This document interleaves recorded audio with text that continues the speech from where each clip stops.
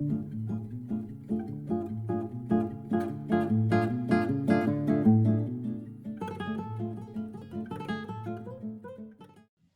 right, what is going on, everybody? Welcome into another 5 Minutes with Sean, maybe 10 Mental Health Monday edition. Guys, I promised you every month we're going to get into a new piece of content with an individual such as our guest today, or in a topic that I just feel like stumping on. But today, as mentioned, we do have a guest, a wonderful guest, and a wonderful follow if you're not already doing it. Patrick Moore. Patrick, how are you today? It's a fantastic day. So much appreciate your invitation, Sean. Looking forward to chatting with you. Patrick, I'm so excited to have you on as well. I love following you. I love the conversations you have with people. I think you force them to think on their feet as it is socially, and you always are diving in with folks. So give us a little bit of background, Patrick. What do you do right now, man? What is your position in life, as you will? Take us through it. I'm retired. Man. I'm happily, it is possible. It will happen. You just hang in there.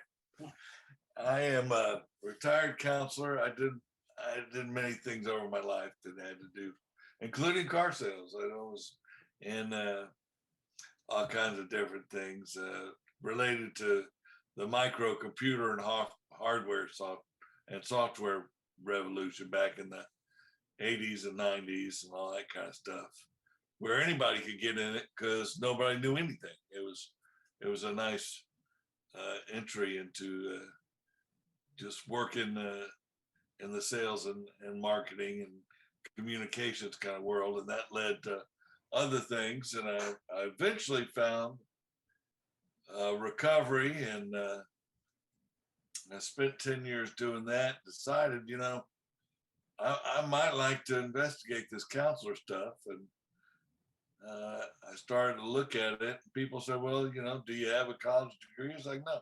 Why don't you get one? So I did, and never looked back, and ended up getting a master's and became a licensed professional counselor, which I'm kind of glad I did, because that led to opportunities to do research.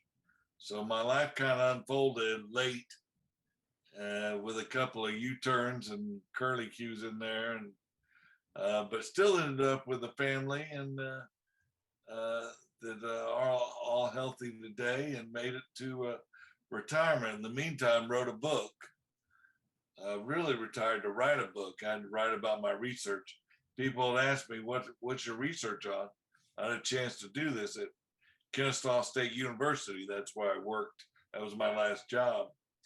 I was in charge of all the alcohol and drug assessment on campus, and research and training the peer educators and counseling and all that kind of stuff. And it just led naturally to, well, let's see if we're doing any good. And we started to stumble across methods that we thought were good, but the challenge is, how do you measure that? So I worked at a treatment center before I went to college. And so we said, why don't we just take these treatment models that people pay $50,000 for and just show them to the freshmen? Why make them wait until they have a near-death experience in order to see these simple models? So we started laying these models out for these kids. They loved them. And I stumbled across a way to measure what each guy was, what each student was experiencing in terms of direction of risk, and how fast, velocity and magnitude of risk. Really, direction, velocity, and magnitude of risk is what it ended up being. So Patrick, is that really, for just to kind of break it down a little bit further, is that really about risk assessment? Is that what you say? Is that what you mean when you say that? Just being able to quickly identify what is what as it's happening? Is that what you mean? It kind of is what I mean. What I found is another variable. I call it the risk response system. It's called the affective risk response system. That's the fun thing. When you do something in research at the college level, you're forced to do certain things. You got to get qualified to do it. Then you got to get approval from the internal review board, and you have to set up a literature review. And I started running across all the stuff by Kahneman and Ropick and all these other guys that were publishing articles about why people do the things they do. And it all had to do with not logic and not reason, but this package that comes with each human being. We're born with it, the ability to weigh risk and benefit on the same continuum. Everybody wants to know about risk. I found that to be an inaccurate approach. You got to do risk and benefit are related, closely related. It's all the same. The more beneficial a choice is, the less risk there is. There's always risk. But if I get too much risk and not enough benefit, that's not sustainable. So it's this just using two attributes without getting too nerdy about it, just the way it worked out. So when I say risk assessment, I'm really meaning a risk benefit assessment based on risk benefit attributes. And I never say any of this when I show it to students. I hesitate to say any of this stuff now because it's not going to make sense to me. It's the old, here's how you build a watch. And all you want to know is what time it is. No, but that's okay. See, because to me, it's context. So me asking you about risk assessment and you responding with no, it's risk response system. That helps me start to understand. You talk about key attributes and measurements. We're data people here at my company. And so all the things you're talking about, they all speak to me. I didn't go to college. I started my company. I got in the car business really early. I've been an entrepreneur my whole life. But my business partner is master's educated. And it's because of that I was drawn to him being a business partner because of the aspects of thinking through what you're talking about. See, the college research, right when you said it, I thought, Patrick, that sounds like a lot of work. I thought college research was just, hey, I'm in college, I'm doing research, here's what I'm doing it on, you know? Hey, everybody does research in college, my man. Yeah, right, exactly. So, but you're talking about how you have to really go through the steps, right? And really speak to what it takes to do it. So you couldn't just show up and say, yeah, I want to start talking to, the freshmen about my risk response system. Here's what I want to do. They go, no. Explain it to us, show us your work, and then maybe we'll allow you to do this. So in you developing the risk response system, is it a replacement of the models that you were referencing? Is it an additional model? Is it a combination of the models? How do the models you spoke of that you referenced to get to this point really play into the now of the risk response system? It's embarrassingly simple. I use the same models, and what we do at a treatment center is basically, we call it the disease model. It's not really the disease model, it's just a way to say it, but it shows you the mental and physical progression of addiction in terms of experience. So everybody's got to learn how to deal with stress. That nobody gets out of that, and everybody experiences stress, and people find very good sustainable ways to deal with stress, and they become adults doing it. And some of us find very, very effective ways to deal with stress, but they're not sustainable. And after time, it will affect us not only mentally, but physically. That's an addictive path. And for people to know it, it's easy to describe it because it's known by a mental obsession. That's the end result of the mental progression. First, you get a little impulsive, then you get a little compulsive, and then you become obsessive. That's mental progression in an addiction cycle. Physically, so the compulsive, when you're there, it's sort of like, yeah, I felt like doing this, I did it, so I did it. But then when it becomes an obsession, that's when you speak to the addiction part of it, right? When it becomes the constant have to. Is that what you mean when you say that? That's exactly what I mean when I say that. Okay. It's like kicking a can, First you say, you know what? I think I'll kick that can down the street. And you do. Then you start to where you go, I'm going to kick all the other cans down the street, or think about it. And then you get to where you just kick all the cans down the street. and that's all you do. Physically, we whatever we do to our bodies will adjust. That we call this tolerance. And if we do enough tolerance, our bodies will reach a peak of tolerance. And if we do more than that, our biology actually gets to where it's got to adjust if I'm not doing the same thing to my body. And that's called withdrawal. And that's the end result of the physical process. Okay. And this all starts from the disease model, though, as far as the way that you talk about walking through it. This is just the disease model. You can find it in the big book in the doctor's opinion on page XXVII. All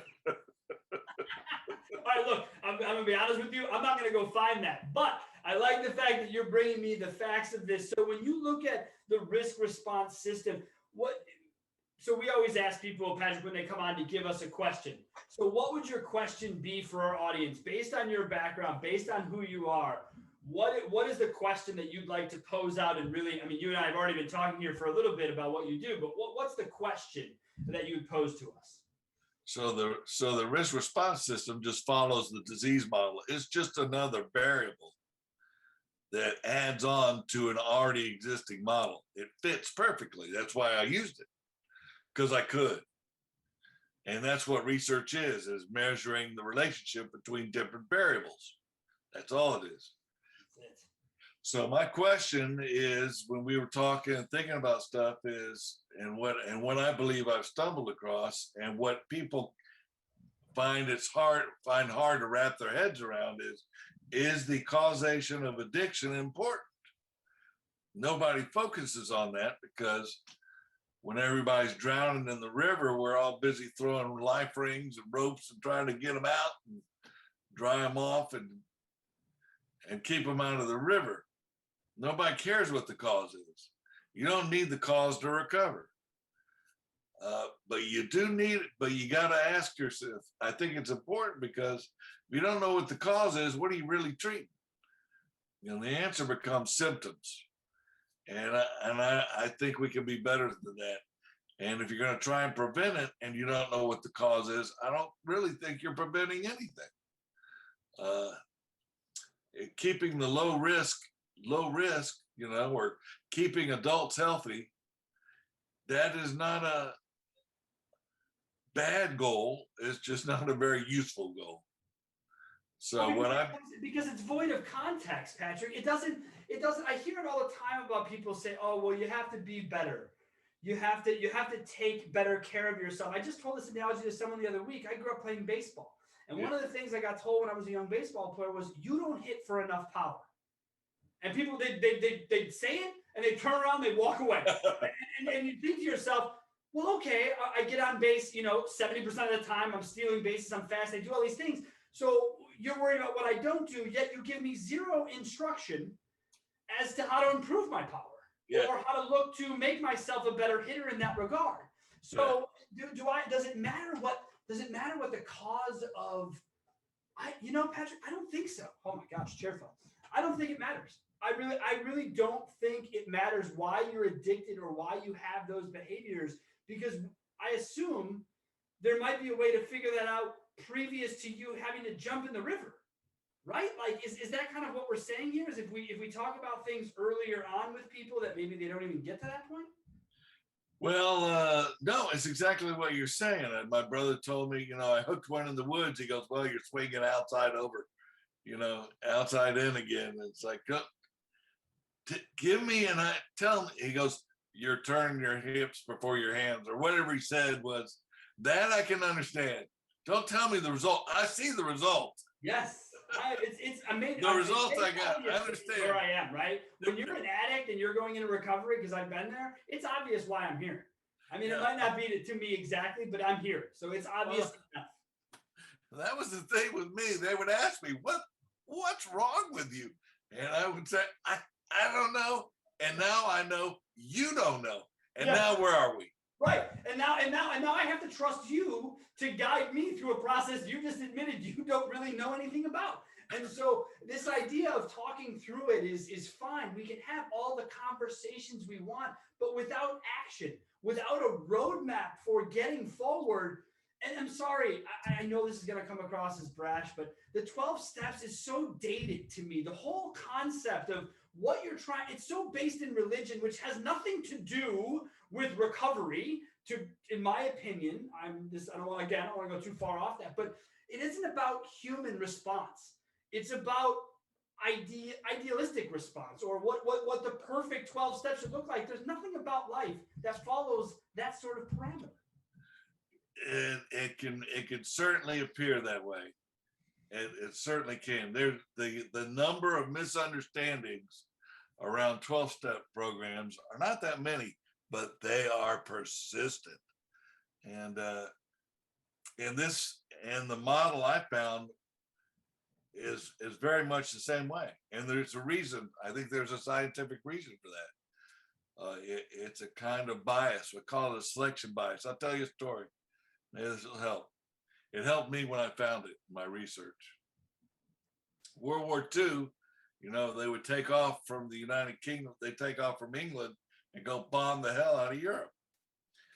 And all the planes would come back, shot to hell and back, and they'd land there in England, and the admiral would come down there, or whatever they call it. The Air Force general would come down there and say, I want you to do a study where all these holes are in all these planes, where all these planes have been damaged, and give me the probability of where all these holes are going to be, so I know where to put the extra armor to protect these planes and the personnel in them.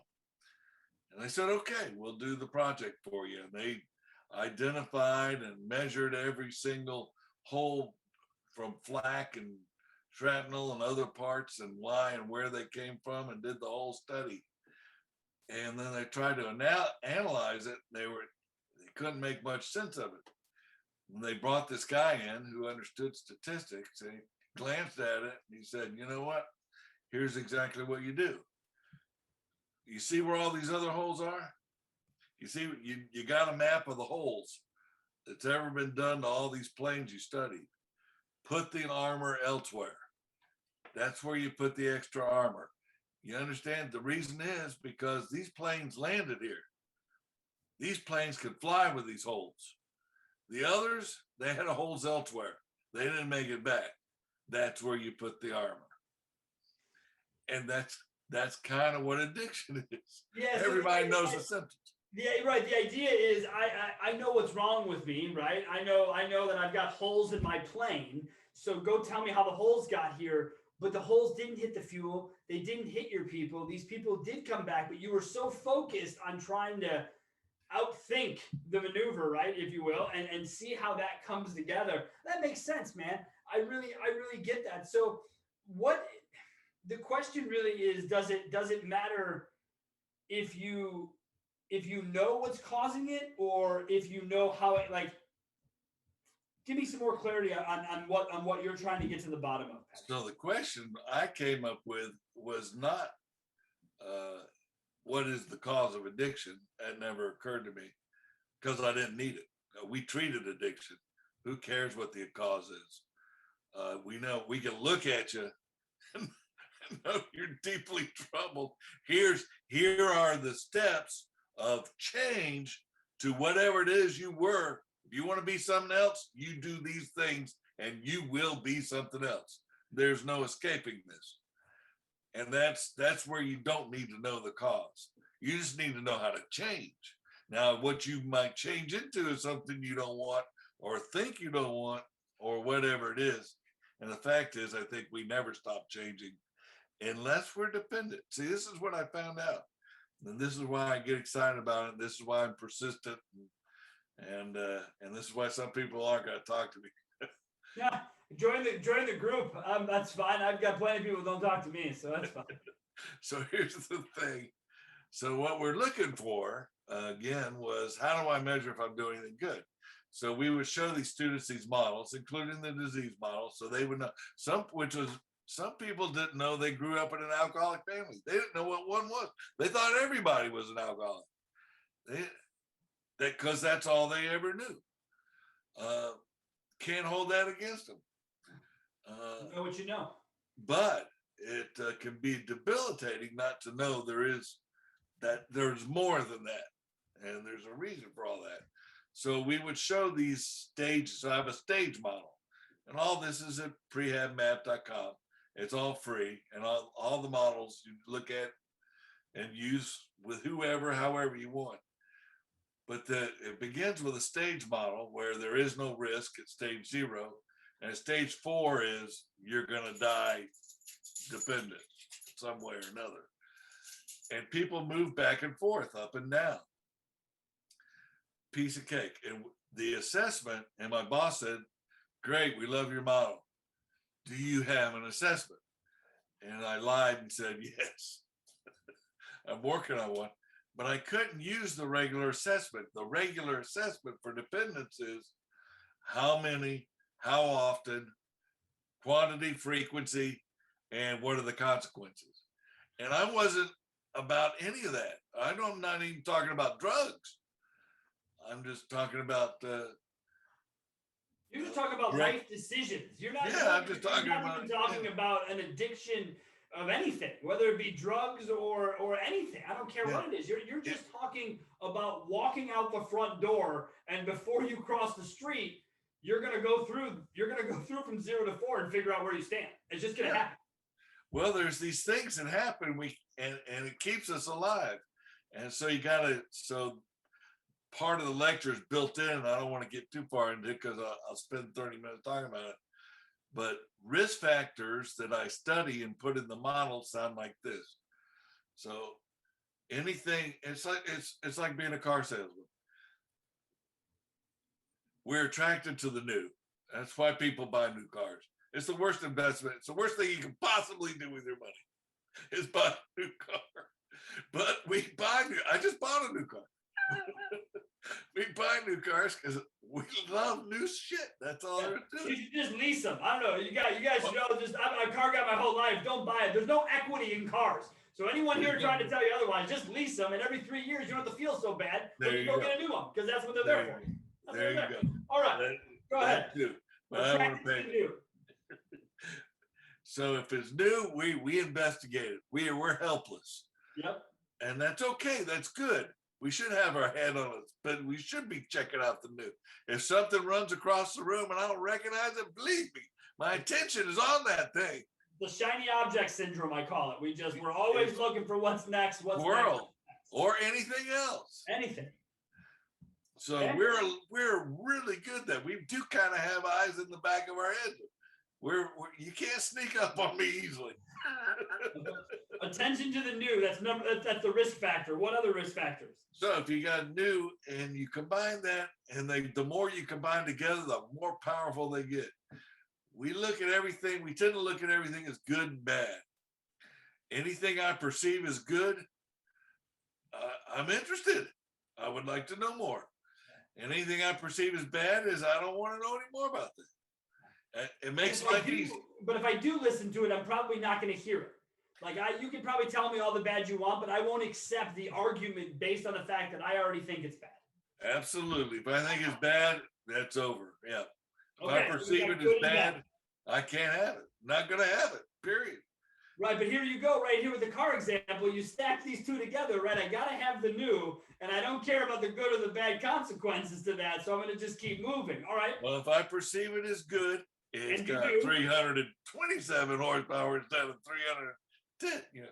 Then you're into it, right? But if you perceive the payment is too high, that might be bad, or the price too high, that could be bad. So you go through that sort of analysis. Here's the third one: social proof.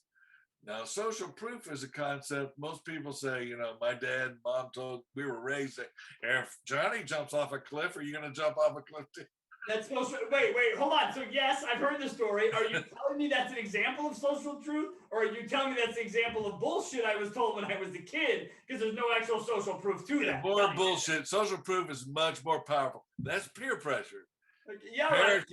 Parents are terrified of peer pressure because they have no power. Terrified of me getting it, but they're giving it to me every other day when I was a kid. Right. These guys got it. They didn't understand social proof. But right. People are starting to understand. When I get to college and they're smoking crack over there, I've only been here 5 minutes. I don't know how it works here. I just came here. And I just learned that's where you smoke crack over there. I don't know that they just got here 5 minutes ago too. To me, they're experts. They've been here. They were here when I got here. Obviously, they know what they're doing because I have no idea what I'm doing.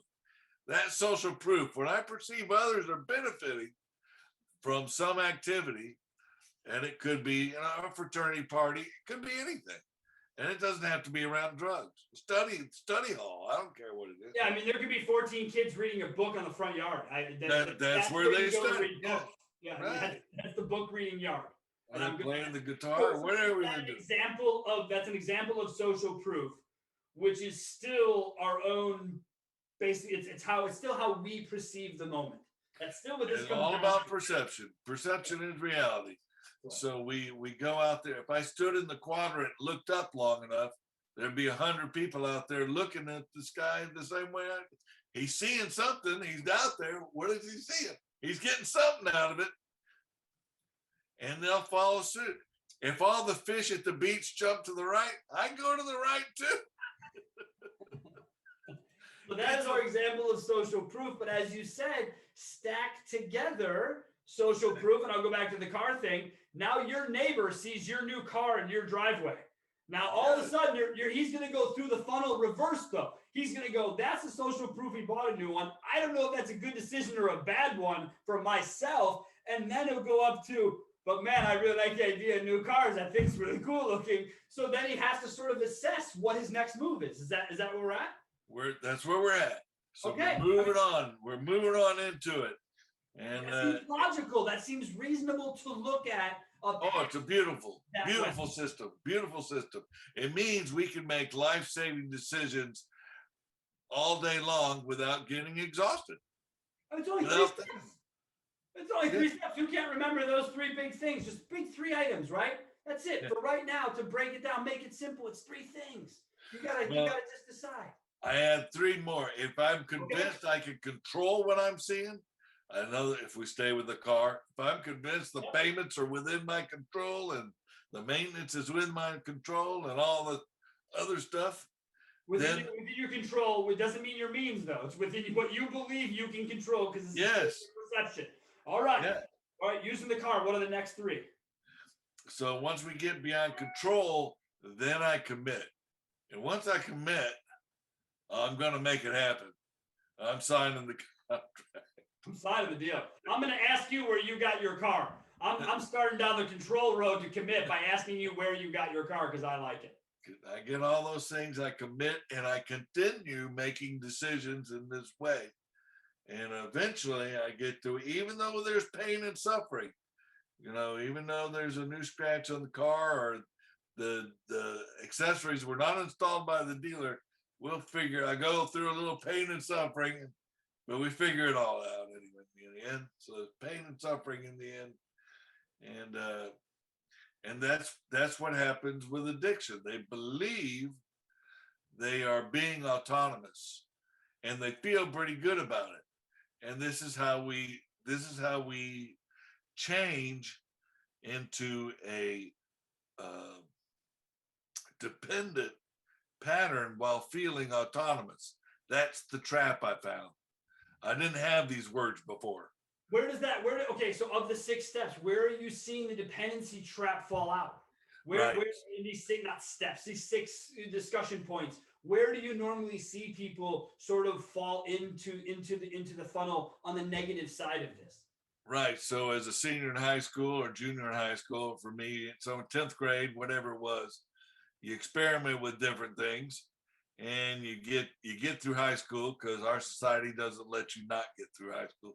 So you get through high school and then you got to choose what you're going to do with your life. And if you go on to college, you go pick one and you go visit and you start making friends. And some of the things I'm familiar with, drinking beer or smoking drugs or whatever it is I'm doing, I continue doing it. And as I start having other benefits, sexual relationships, camaraderie, good times, memories, fraternity stuff, like having fun, just having fun, having a blast. College was a blast for me. That's why I went to 4 of them. and never graduated. I knew how to have a good time. I didn't understand that's not the priority. Look, my dad told me he got kicked out of his first college because his BA was higher than his GPA. So I get it, and I come from it. I myself have experienced it. But when you talk about it, so you're talking about experimenting, going through those things. So that pattern hardened as I saw what I thought I could control, what was new and good, and what I thought I could control. Eventually flipped over in stage 2 and started to become familiar. That's the flip side of good.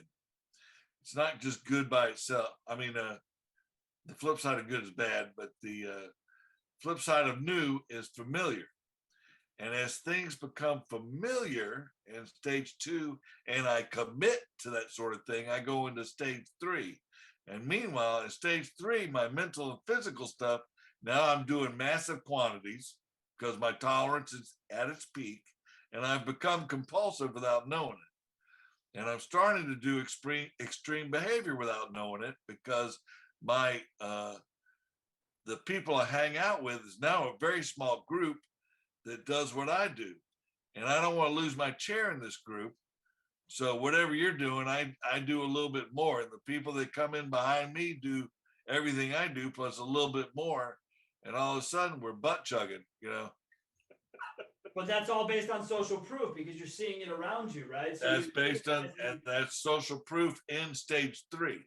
So we do that, and eventually I cross the line into stage 4 because I'm starting to defend what I do, and I would, and I cross the line into physical addiction. Now my body, if I don't put it in my body, I'm miserable physically, and mentally, I believe I need it and continue to use it. And anything that has to do with not using it, I don't understand. And change is terrifying. I don't mind. I will change absolutely anything in stage 4 except my attitude and what I'm doing. So I'm desperate for change, but now I'm stuck. Now I'm truly dependent. I don't understand. You know, somebody could come straighten up and fly right.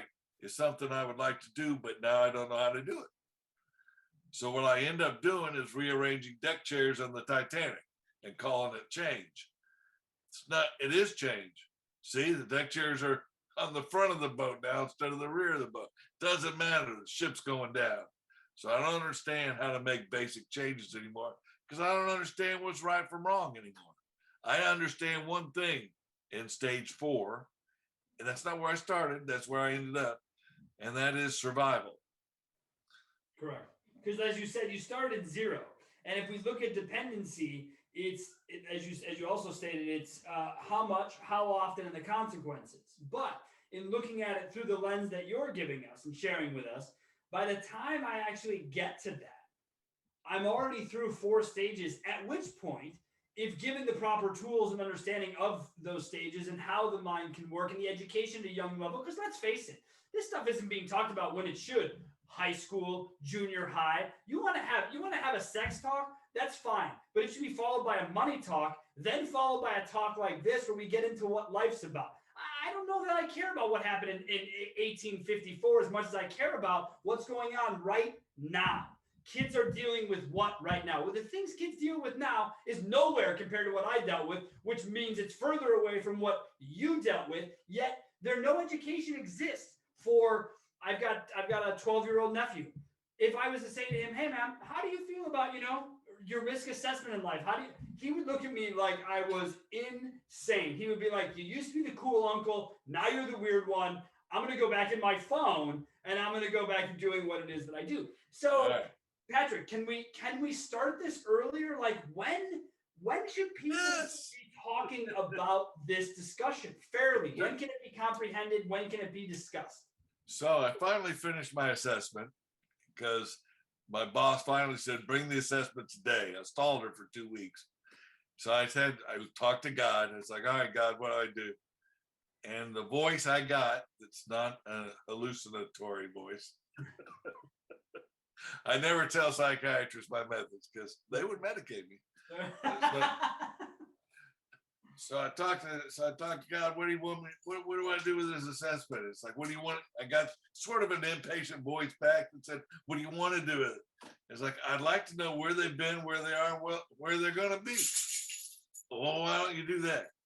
So I wrote out, age and class and a couple of things that made it look like an assessment. And then I asked 3 questions.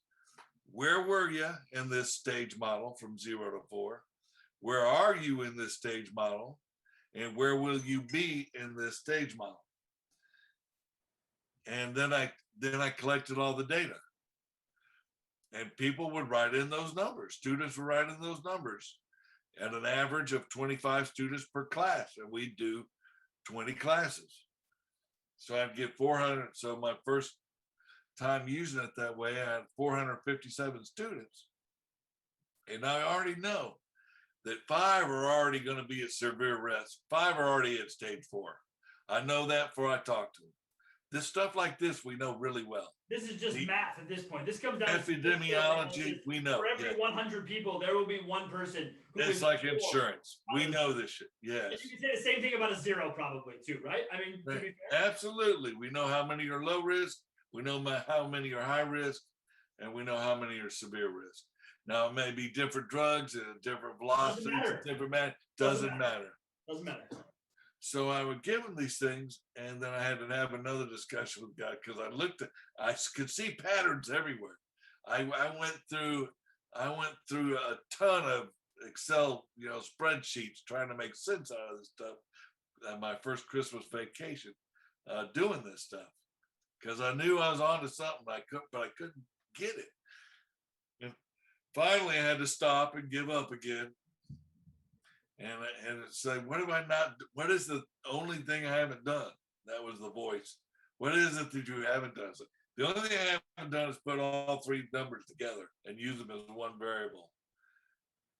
Okay, why don't you do that? And once I did that. That was the past, present, future numbers. Is that what you're referring to? Those 3 numbers?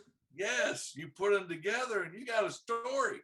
You got a whole, psychosocial, and more importantly, so do they.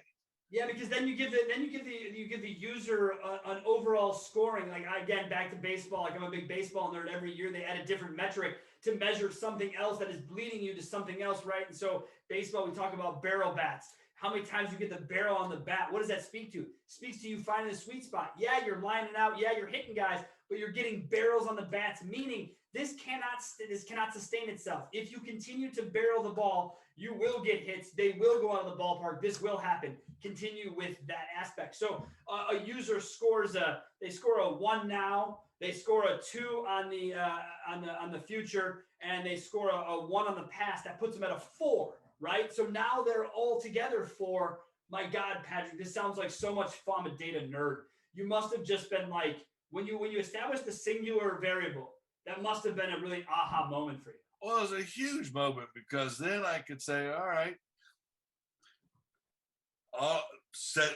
here's the way the epidemiology lays out is 75% are going to be low risk out of any random sample. 20% are going to be high risk, 5% are going to be severe risk.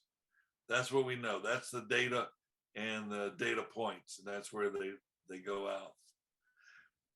So when I add it up, when I go look, it's like, well, how many 0, 0, 0s or 0, 1 zeros or 1, 0, 0, and anything that ends in a 0 or has a 0 in the middle, even if it's a 4, 0, 0, to me, it's just said that, well, there's a kid that recovered in high school, which there are a few, more than a few. So then I can say, well, there's your low risk population. How much of this sample ends in a 0 or it has a 0 in the middle and a 0 in the end? 75%. College, lots of zeros, right? I mean, it's college. It's a lot of zeros, a lot of ones. Well, everybody says, no, you go to college, they're all out of control. They're all running naked. They're all stoned. No, Anything you do in 75%. college, yeah, anything you do in college, you were already doing in high school, dude. This idea, I mean, except for some, I find maybe more on the sex side. I think I hear more college stuff goes a little that south, but as far as drugs, alcohol, those normal run of the mill stuff, you're gonna find that in high school. That's just normal because that's all part of the cause and all part of the discussion. Most people have done and settled there.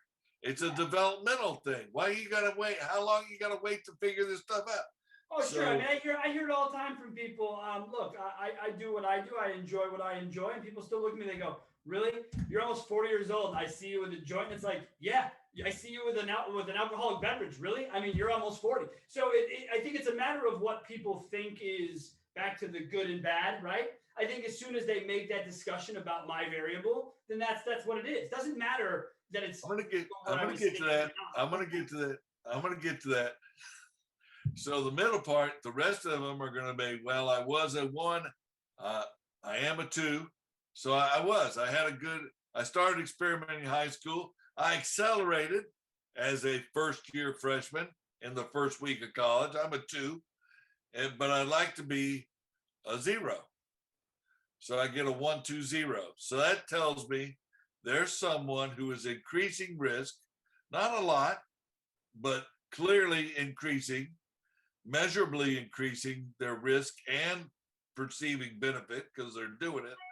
But after they saw the prehab presentation, they wanted to go back to 1 or 0. Right. So we call that an intervention. I only count those guys that go, anybody that drops a stage or more after the middle stage, and the middle stage is more than 2, that's an intervention. I don't care what anybody says. It is. Well, because it's a measurement of the program, right? No, it's a measurement of the student. It's the measurement of the student. Oh, right, of their program, of how they approach their program, right? Yes. And how they say to themselves, look, I just saw something on the screen, this going back, right? So I just saw something new on the screen. I've established that I think it's a good thing that I be aware of this. It sounds like, Patrick has proof, social proof to that end. So now the question is how? Right? The next steps. How do I control and commit to getting to a 0, Patrick?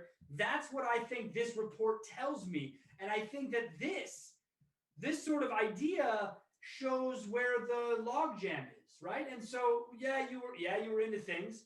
Yeah, you got into things a little heavier, but you've seen what getting there can do. And now you've decided you don't want to be that person. That's a lot easier intervention than getting 25 people in a room and cornering somebody, Patrick. It gets better. It gets better. Okay. And on the way in, the 5% will look like I was a 2, I am a 3, and I'm going to be a 3. Or I was a 2, I am a 2.5. When they start jumping between levels, they're telling me I'd like to be a 2.5. I don't want to be a 3. I've seen your model. I don't want to be a 3, but I don't want to be a 1. Anybody who puts in a 0.5 is they're screaming for help, Patrick. They're like, look, please, it's not even an option to be a 2.5 for God's sakes. It's are you a 1, are you a 2, are you a 3, or a 4? I'm a 2.5. That screams problem. So these are people who are very sure about what they're doing, and we're able to introduce a little ambivalence, and that's what we call therapeutic. Yeah. Without hurting anybody, without shaming or without. The 2.5 is therapeutic. Look, you and I, that's how you and I started talking. We and I started talking on a post that I had. I was referencing addiction and people dealing with mental health. And Dr. Carl Hart, you and I talked about sustainability of the whole thing. And all I had said to you was that, look, I do what I do, but I haven't managed to what deals with my life. You started our conversation out by saying everyone manages stress. No one can avoid that. And sometimes you use things to do that. Sometimes you use them too much. But I believe there's a way to use enough to manage what it is. So if I live my life the way that I live it, and I've said to myself, I believe what I'm doing is a 1. I get it. There are risks. Anytime you use anything, drugs, alcohol, cigarettes, hallucinogenics, I don't care. There is an assumed risk with that. But I've been doing it long enough that I know that, and I'm comfortable with that, and I'm okay to move forward. If it makes me a functioning addict, as I've been called in the past, that's fine. But under Patrick's model, I'd like to view myself as a 2, as an ongoing one. You know what I mean? Knowing that I have the ability to go to 4 like that, and I even know what 3 will look like, and I don't even think I'll even get to 4 because I've already been there once, and it was scary, scary shit. But I don't think I have a problem being a 2. Patrick, is your model trying to get everyone to 0, or is it okay to be a 2 as long as you know you're a 2? Here's the answer. And it works like this. When I did the analysis, I built the model to find what I wanted. So I'm not surprised by anything I found, because right, there's got to be some selection bias there to just do research in general. You wouldn't be doing it on a non-binary topic. Like, well, I just don't care. Why would you spend the time? I didn't think the chances of finding a measurement were possible without extreme selection bias. Sure. So I didn't mind doing it that way. But here's the thing, that when I started to look, I used an analysis tool that's exactly for this kind of purpose, to make sure there's not another variable. And that's where we suck at research, is really data analysis. We miss the other variable. We blame everything. Anybody in the treatment or prevention industries is saying they know the cause of addiction, and they're wrong, but they won't admit it. They'll say, I don't know the cause of addiction, but they really think they do. So they think abstinence has something to do with treatment. So stop drinking. If Johnny's not drinking or using, we did our job. That's not the cause. That's a symptom. That's the solution, you moron. So flawed. It's the idea that because you don't use, all of a sudden makes you healthy is jack. Because all that goes on in the back of one's brain, I had this discussion all the time with friends, and it relates around food, right? This idea that, I can eat whatever I want. Yeah, so as long as you know you're putting your body, you work out, you do the right thing, but you just can't go eat like an asshole and expect to lose weight. That's not how this is going to work. No, period. You can't fool yourself about causal variable. Correlates are not causation. Okay. And everybody loves it. So I looked, and when I ran my numbers, when I populated this model with data, and that's what saved me. I have data. I'm not making up a new theory. I am finding a new theory through analyzing my data. That's right, allowed by using existing theories and the data collected to come up with your own summation. It seems fair. I'm not making this up. This is something that, and I went to all kinds of people, high-powered people. It's like, where's my mistake here? Because I should not be getting this kind of correlation. And I know it's good, and I made it. I knew it was going to be close, but I shouldn't be at 0.99999 correlation. That's not probable, and nobody can tell me anything. But when I ran it through this tool, it's called the Columbia model. When I ran it through this tool, it's in my book and all that sort of thing. What it showed me was I could explain every case of high risk and severe risk student. I had that perfectly mapped out. I could not explain one case for the majority of the population. The 75%, we did 5,000 kids. So 3,000 of them I had no explanation for. They never got out of stage 1. But I noticed they bounced between stage 0 and stage 1. So I was like, if that's where they stay, then they're using, and they're human beings. So I know they're using the same they're using the same attributes. The attributes are identical. They have to use new and good and control and commitment, all that stuff they use too. But obviously they're using it in a different pattern. And obviously the risk part is going to be stage 1. And obviously where they're going to familiarize stuff or habituate stuff is in stage 0. So can you drink? Yeah, there is a way to use. There's a way to do all kinds of things in stage 0, which is the high benefit, low risk column and row. It's a matrix. So what I'm measuring is high risk and low risk, and high benefit and low benefit. And I put my data in there, and that forced me to change the model. That's the difference between high risk students and low risk students. They use identical attributes in a different pattern. Both patterns feel the same. Both patterns feel good. Both patterns are effective. Both patterns have character defects. Both patterns have good things. But if you can't tell the difference between one and the other, you are well and truly screwed if you're dependent. And that's why change is hard, because I'm telling somebody to change into something they already think they've changed into. Yeah. And that's going to be the issue. If you're asking me to be better, and I've already thought that I'm as better as one can be better, and you're running at 200% already, I'm asking you to do more, they're going to get a gun. And that's because of the it's the self-fulfilling prophecy of what it is that I believe about what I see around me. And I think that has to do with who you surround yourself with. I think it has to do with the honesty. I grew up with people who were yes people, right? I was lucky to be good at my job, so I always had money around. That attracts people. It attracts the wrong people mainly, and they're willing to say and do and act as if it was, everything was okay.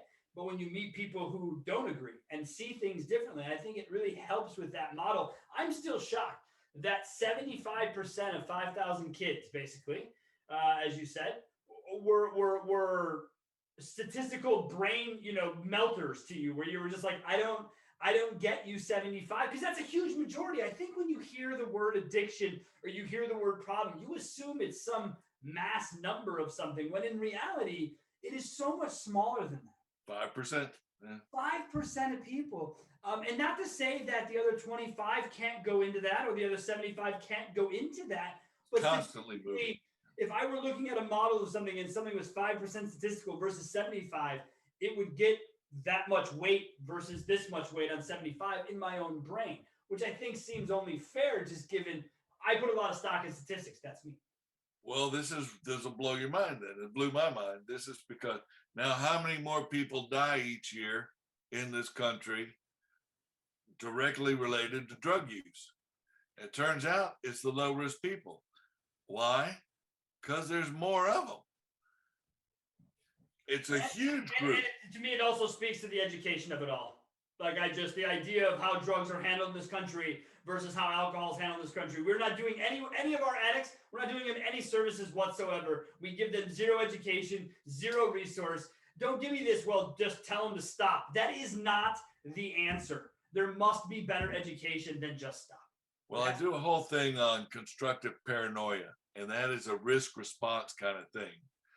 And just so you know, won't work. But if you understand constructive paranoia, you become autonomous, because then you're not swayed by your own biases or your own blind spots or your own gaps or anybody else's.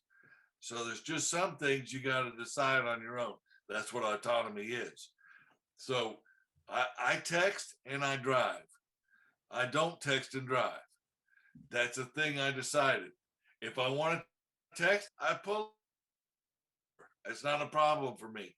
Or I wait, or, it doesn't matter.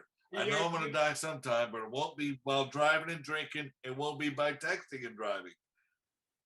Agreed. And I wear a seatbelt. Every car I get in, I wear a seatbelt. But if there are things I do behind my, in my own walls, my own privacy, my own life, then that's what it should stay as. I don't think every person who uses drugs is an addict. I don't think every drug leads to drug addiction. It's much like. Well, that's the Carl Hart. Yeah, I got all over Carl Hart a little bit, because the guy who wrote the book about how to use adults, how to use drugs like an adult. He was a very brave person to write that book, and I got it. I bought it and I read it, and he's stage 4. He believes he's autonomous. He acts like he's autonomous, and he looks like he's autonomous. He's not.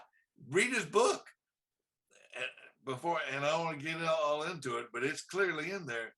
If you believe you have to be impaired to experience something, that you have to. I challenge that.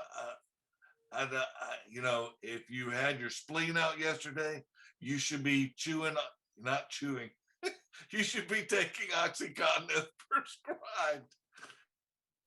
But if you're doing that in place of a drink, if you're doing heroin in place of a drink, and your wife can't go to bed because she's got to measure how many times you breathe a minute, so that you don't die, or you have to put the whole family has to stop while you go into withdrawal, that's not healthy.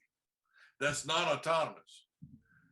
So the idea is you go and try stuff in stage one, whatever it is, whatever you perceive as good and have social proof for, and it's new and it's controllable, go try it. And then go find out what it really is and then make your decision. Can I habituate this in a high benefit, low risk way or not? Is it sustainable? And if I can, happy days. Do it some more. Find out something else you can do and sustain it. And you just keep going. And these people change every single day. They get better every single day in spite of every failure and every roadblock and so on and so forth. They live and nobody can stop them from doing it. That's what I want for me and everybody else. And is that a stage under the book to get to that point? Is that a stage in the way that you look at things? You want everyone to be there. It's just using the same. It's just using the same attributes to just never leave the high benefit column. You always be making the and so what you're saying is if your drug addiction gets to a point, or your drug use, I don't want to call it addiction, if your drug use gets to a point where people have to be watching you, potentially the benefit has outweighed the risk in that yes case. Okay. Yes. That's well fair. Now you've become dependent, which is not sustainable, happily sustainable. But see, I think people think dependency means daily, so I think that it has nothing to do doesn't mean daily. Say that. You talk about the dependency of being able to enjoy a drug or whatever, however you want to put that. Don't even have to use it to be dependent. Right. You could quit and still be dependent. That's what I try to say. That's you go sit in a 12-step meeting and you think the meetings is the program, you're going to suicide or use again. There's no other way. No other way. There's no assessment to that. Well, Patrick, man, this has been an unbelievably eye-opening discussion. I hope that people took it in, folks. I know there's a lot to this. Patrick, you have on the post, put in all your links, man. On the post on LinkedIn when this goes live on Monday, put in all your links. Let folks know where to find everything. Put in a link to the book. Do it all. Let everybody know. I want people to learn about this. I think this is important, people. I think we need to be talking about this. We talk about mental health. We talk about the idea of how do we improve. Maybe this is a tool you had never heard of. I had never heard of it. I didn't. I was telling someone the other day, having Patrick on the show actually was a moment for me where I was a little uncomfortable. This is a really smart dude. He's got a lot of different letters after his name. Okay, that scares the shit out of me. I have none. I have my initials. You're in the car business. That's it. Okay. All right. So I don't have that. So I was concerned about this conversation that I couldn't be on the same level, that I couldn't digest what it is that someone of his background is talking about. The reality is a lot of it is heavy. A lot of it is deep, but we broke it down. We looked at it from a car analysis. We looked at it from your daily life. Patrick isn't talking about you having to be in drugs, in alcohol, in any of this. This could be how you parent. This could be how you go for walks. This could be anything. How you deal with your family. Shit, I'm going to use this for that. I'm gonna start looking at things through a little bit of a different lens. So, Patrick, man, thank you so much for everything. Thank you for taking the time. You were a tremendous fountain of information. I can't wait to hear what people had to say about it. Thank you, Sean. You got a good style. You got a good thing going. Keep going. It's important, and I think you're finding a way to bring it to more and more people. That makes the world a better place. So thank you. Man, you're welcome. Thank you. We're trying to do it, folks. Like I said, you can find Patrick. He'll be on LinkedIn with us when we go live with the show. Otherwise, you'll be able to check out his book, links to his work. Everything will be there for you. Everybody, thank you so much for joining another Mental Health Monday. We're getting to get ready to get into June, and next week we're going to have some fun. We're going to go back out of the guests. It's going to be me sitting here by myself. You're not going to want to miss the topic. I think it'll be fun. Thank you guys so much. Patrick, thank you again. Have a great week. We appreciate it, man.